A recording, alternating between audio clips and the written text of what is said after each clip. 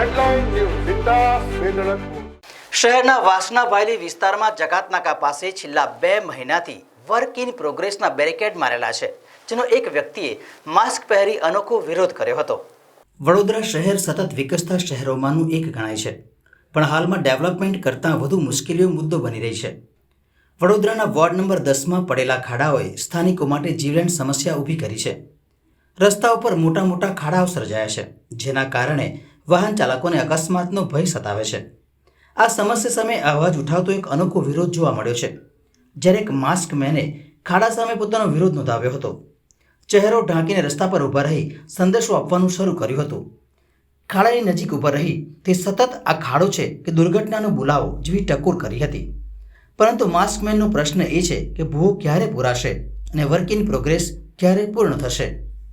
Main સમસ્યા એ છે કે સાહેબ, અમે છેલ્લા 2 મહિનાથી કોઈ વસ્તુની રજૂઆત કરતા હોય તો અમારે જીતાડેલો સત્તા પક્ષ અમારા જ કામે નથી આવતો. અને માસ્ક પહેરવાનું મેન રીઝન એ છે કે આજે અમે સત્તા પક્ષનો વિરોધ કરીએ તો ક્યાંક ને ક્યાંક સત્તા પક્ષ અમારો અવાજ દબાવવાની વાત કરે, અમારી પાછળ પોલીસ ગોઠવવાની વાત કરે, અમારા જીવન જે રોજિંદા જીવનમાં અડચણ ઊભી થાય એવા કામ કરે. એટલે કાં તો અમારે મોં છુપાઈને, નામ છુપાઈને કામ કરવું પડે. આજે એવા દિવસ આવી ગયા છે આ મોદી સાહેબના રાજમાં.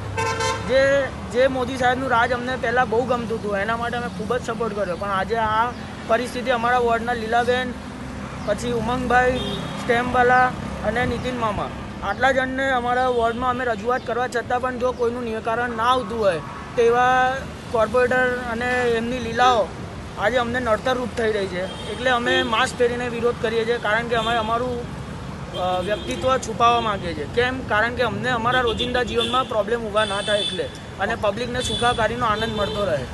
ખાડાની રજૂઆત કેટલા સમય પહેલાં કરી? ખાડાની રજૂઆત મેં 2 મહિના પહેલાં મૌખિક કરેલી છે, પછી મેં વોટ્સઅપ પર મોકલેલી છે 15 દિવસ પહેલાં.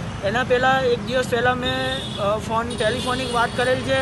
અને એ લોકો દિલ્હીમાં મોદી સાહેબના પૂતળા જોડે ફોટો પડાવવા માટે વ્યસ્ત છે, પણ જ્યારે અહીંયા રોડ પર લોકોના પૂતળા નીકળે એવી પરિસ્થિતિ છે તો કેમ આ મોદી સાહેબ શું જોઈને એ લોકોને દિલ્હી બોલાવે છે? એમના કામ પૂછવા બોલાવે છે કે પછી એમનું નામ પૂછવા બોલાવે છે?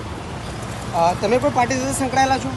અમે કોઈ પાર્ટી સાથે સંકળાયેલા નહીં, પણ અમે પ્રો મોદી છીએ એવું કહીએ તો ચાલે. અમે મોદી સાહેબને જીતાડવા માટે તન, મન ને ધનથી, કોઈ પાર્ટીના સપોર્ટ વગર પોતાના ખર્ચે બહુ જ સપોર્ટ કરેલ છે અમે લોકોએ. પણ આજે હવે એવો સમય આવી ગયો છે કે અમે એ જ સત્તા સામે અમે નથી બોલી શકતા, લાચાર છીએ અમે.